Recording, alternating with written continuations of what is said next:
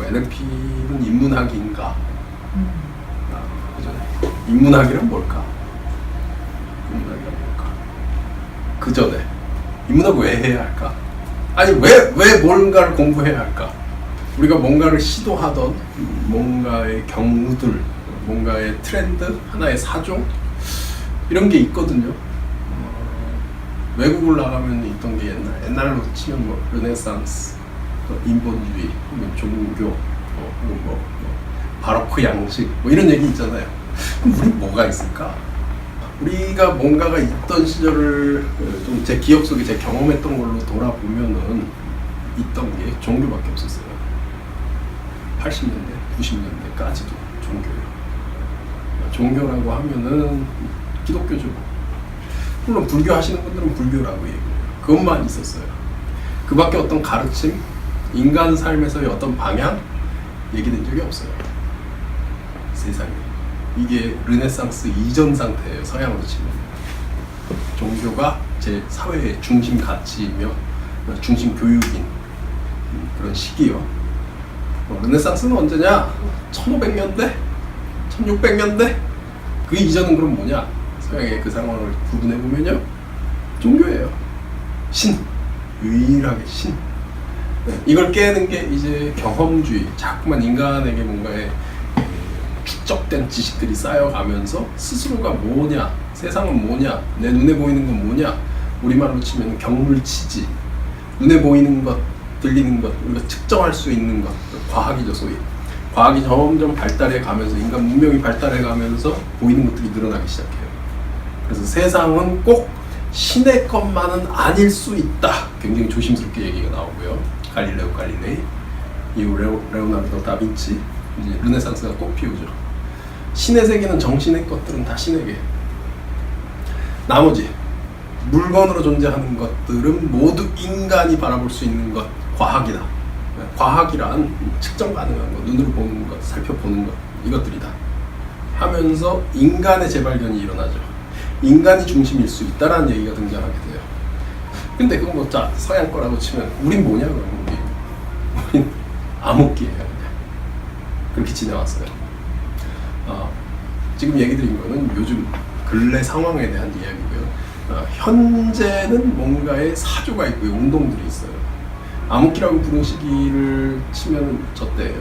6.25 일제강점기. 그때도 정신이 있었어요. 조금 더 전으로 가보면 유교 중심의 사회. 조선조가 성립이 되면서 숭유 억불 정책. 숭유라는 게 유학을 중심에 둔다는 말이고요. 억불은 불교를 억제한다는 얘기죠. 그럼 불교는 어디 때 거였냐? 고려 시대 이전 거였죠.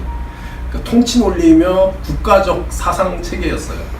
근데 고려 때의 것이고 조선조가 새로 등장하다 보니까 불교를 버려야만 했기 때문에 억불이 나오게 되고 새로운 지배체제로서 유교라고 하는 걸 과거에도 있었어요. 신라 때 이미 유교는 우리나라에 들어왔거든요. 조선조에는 유교라고 하는 통치 논리를 이제 갖게 됐죠. 이후에 일제강점기에도 우리나라를 되찾기 위한 하나의 운동, 사조, 애국적 태도에서의 중심 사상으로 두기도 했지만 하여간 6.25 겪으면서 다 파괴됐습니다. 이제 암흑기예요. 암흑기를 불러일으키고 되살리기 위한 하나의 시도, 운동이 기독교 종교라고 하는 하나의 흐름에 이어지게 됐죠. 물론 불교도 존재했습니다. 근데 기독교가 폭발적으로 늘어났죠. 거의 중심사상이에요. 중심사상? 난 아닌데? 난 종교 없는데? 이렇게 보실 수도 있는데 돌아보시면 어린 시절 소시적에 교회 다녀보셨을 거예요. 많이들, 꽤 많이들. 뭔지 모르고 다녀봤어요. 근데 왜 사라졌을까요? 내게서요. 나 자신에게서. 왜 사라졌냐? 대충 시점이 이쯤이에요. IMF. 시킨 대로 믿는 대로 따라가기만 하면 된다고 생각들을 했어요. 그렇게 살아왔어요. 그런데 아닌 거예요. 살 수가 없어요. 기존의 패러다임이 왕창 다 무너지고 깨지는 시기를 경험하게 됩니다. 좀 달라져야 된다. 그러고 뭐가 들어왔냐면 고무렵쯤에 자기개발이라는 게 머릿속에 들어오기 시작했어요. 세상 흐름으로서 유행하기 시작합니다. 기업에서도요, 인간을 길러야 된다라고 하는 이야기를 이때부터 하기 시작하고요. 그 전에도 있는데 이런 얘기 별로 안 하고 기술 교육만 많이 했어요. 세일즈 기술 교육, 기술이면 진짜 공장이면 공장 기술 교육, 판매, 구매, 회계, 구매 스킬 이런 거 없어요. 가격 책정 방법 등등 기술만 교육을 했었죠. 그런데 인간이 등장하기 시작해요. 신의 시대가 끝나고요. 이게 정말 웃긴 거 아닙니까? IMF 때문에 종교가 망가졌다? 신이 죽었다? 니체가 그랬죠. 신은 죽었다. 우리는요, IMF가 죽였다예요. 자기개발 시대가 이어졌다고 해도 컨텐츠가 없던 게 갑자기 생겨난 게 아니에요. 처세술이라고 이름을 붙였었어요. 좀 구닥다리 느낌이죠. 지금 있는 컨텐츠들이 다 그 시절에 다 있었던 거고, 자기개발이라는 이름으로 새로 포장해서 이 시대에 다시 등장하게 됐습니다. 자기개발을 해서 되느냐? 안 되는 거예요. 몇 명은 하죠. 근데 안 되는 사람이 많다고요. 안 되니까 바꿔야 돼요. 바꿔야 되는데 지쳤죠. 우리나라 이제 2008년도 리먼 브러더스 사태로 인해서 미국의 서브프라임 모기지 사태, 금융위기, IMF 이후에 우리나라에 또 한 번의 타격이 들어와요. 자기개발로 안 된다. 희망을 가졌지만 희망이 무너졌어요. 상처가 생겼어요. 물론 계속 상처 있던 사람은 계속 상처 있습니다. 예전 방식이 안 통하게 된 거예요. 예전 방식이 안 통하다 보니까 새로운 세수를 새 부대에 담아야 하는 상황이 됐어요. 이제 방식을 뭘로 바꿀까? 이름이 또 바뀝니다. 그래서 힐링, 기억 속에 있으실 거예요. 힐링. 이쯤부터 시크릿이라는 게 이제 판을 치기 시작하죠. 힐링, 전부 힐링, 광고, 마케팅, 책, 이런 것들 트렌드 주도하는 게 지식인들이고요. 지식인은 교수 사회가 아니고요. 교수 사회는 정해진 트렌드만, 정해진 콘텐츠만 하면 돼요. 정해진 교과서요. 그럼 출판사와 저자들이 이끌어가는 지식사회예요. 지식사회가 트렌드를 만들어냅니다. 굉장히 소수예요. 그들이 근데 잘 해나갔으면 좋은데 제일 안타까운 건 출판사가 망해요. 스마트폰 때문에요. 출판사가 장사가 돼야 지식 트렌드를 끌어가는데 도저히 안 됩니다. 못 이겨요. 자, 힐링으로도 안 돼요. 힐링 많았던 거 아시죠? 스파이름도 힐링, 상담소도 힐링, 책도 힐링, 가계부도 힐링, 여행도 힐링. 지금 찾아보세요. 힐링이다. 다 어디 갔을까요? 지금 뭐 할까요? 유튜브의 컨텐츠가 뭐냐라고 하면 인문학이 맞다. 인문학. 그간 숨어있던 지식인들이 이제 나오기 시작합니다. 세상에.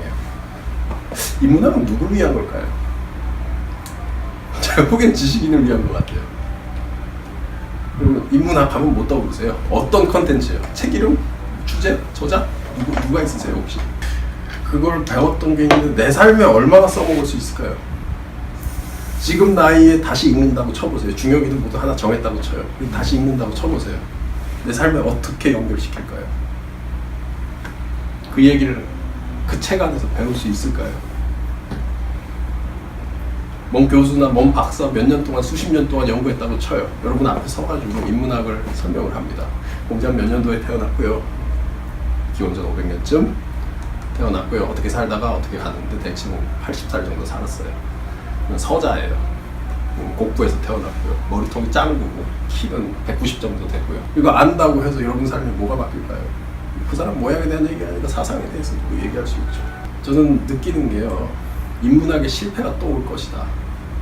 그 다음은 뭐가 오지 또? 완전 이것까지 그 다음이 없으면요. 완전 시장 침체로 넘어가게 됩니다. 지식 사회의 침체라고 부를 수 있겠죠. 4차 산업은 우리에게 기회이기보다 위협으로 더 많이 느껴져요. 개인들에게. 기업의 얘기들이 더 많고요. 개인은 어떻게 해야 될까요? 4차 산업 시대에서. 뭐 이래라 저래라 얘기하는데 제 입장에서는 제가 할 수 있는 게 하나도 없어요. 근데 여러분 개인 삶을 치면요. 과외 시장 없어지죠? 그들이 예측하는 거는요. 학교 교육 없어지죠? 회계사 없어지죠? 변호사 없어지죠? 경제학자도 없어지더라고요. 경제가 사라지니까 그렇게 얘기합니다. 그 다음이 없다면 우리에겐 희망이 없습니다. 그런데요. 이미 인문학이 유행하고 있는 지금 그걸 활용할 수 없다면 지금도 희망이 없어요. 괜한 헛된 희망을 품고 있는 경우가 더 많겠죠. 내가, 이게 중요하죠. 내가 어떻게 살까? 내 문제를 어떻게 해결할까? 내가 어떻게 잘 살까? 주어가 빠졌어요. 그가 너의 얘기들만 들었어요.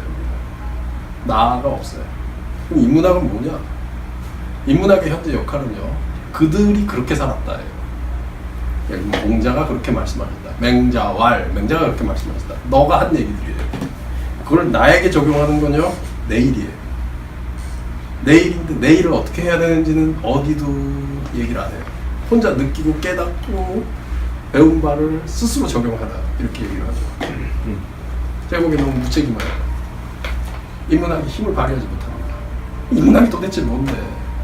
여러분 얘기하신 거 떠올린 게 맞아요. 인문학의 코어 중에 하나가요, 언어예요. 인문대 가면 어학 있잖아요. 영문과, 뭐 문과예요. 근데 문은 영문학이에요. 영문학. 문학에 대한 공부요. 문학도 맞아요. 근데 문학 이전에 언어가 먼저예요. 언어는 내 언어예요. 내 말이요. 내 말이 어떻게 나오는가. 그리고 언어학을 한번 공부해 보시면 시너님, 포닉스, 파닉스, 발음이 어떻게 되냐, 연음이 어떻게 되냐 이런 얘기를 해요. 거기 내가 있어요? 이걸 왜 공부해야 되지? 재밌으니까. 그 이상 이유를 찾기가 힘들어요. 그 이상으로 나는 어떠냐에 대한 얘기를 찾아야 돼요. 그래야 공부에 이유가 생기거든요. 공부 안 하는 이유는요, 나하고 무관해서 안 해요. 나하고 관계있고 내 이야기라고 치면 공부 안 할 이유가 하나도 없습니다. 모두 다 뛰어듭니다. 나하고 관계된다는 걸 아는 순간이요. 하나가 언어고요. 또 하나가요, 이야기하신 사상이요. 옛날 죽은 사람들이 어떻게 생각했더라가 사상이죠. 내 생각은요. 내 생각이 어떤지 들여다보신 적 있으세요? 난 사고 체계가 어떨까? 난 뭘 바라볼까? 난 어떻게 생각할까? 나는 자극이 들어오면 어떤 반응을 보일까? 패턴은 뭘까? 그런 얘기 NLP 이외에는 들여다본 적도 없습니다. 또 하나, 심리학?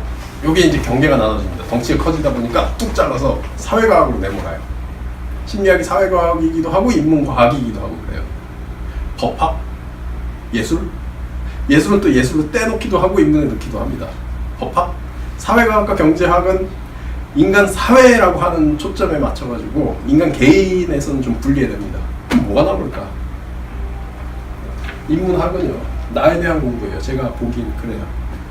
그런데 지금 사회에서 진행되고 있는, 세상에서 진행되고 있는 인문학은요, 나를 빼놓고 공부해요. 어디를 가서도요. 심지어 심리학까지도요. NLP 이렇게 이제 돌아와서요. NLP만큼은 나에 대한 얘기를 합니다. 그리고 나를 어떻게 활용해야 되는지 이야기하고요. 조금 더 연결시킬 수 있으면 지금까지 얘기 드렸던 인문학이라는 범주에 있는 것들 하나하나를 나 자신과 연결시키는 작업들을 합니다. 오히려 나를 더 중심에 두죠. 그래서 여러분에게 여쭤보죠. 여러분 경험이 어떤 게 있습니까? 그 이야기를 듣고서 여러분 경험에 적용해 본다면 어떻게 될까요? NLP의 가능성은 뭐냐? NLP는 뭐냐라고 하는 얘기하고 같습니다. 나에 대한 공부예요. 나에 대한 공부를 내 삶에 연결시키고 작업하는 것.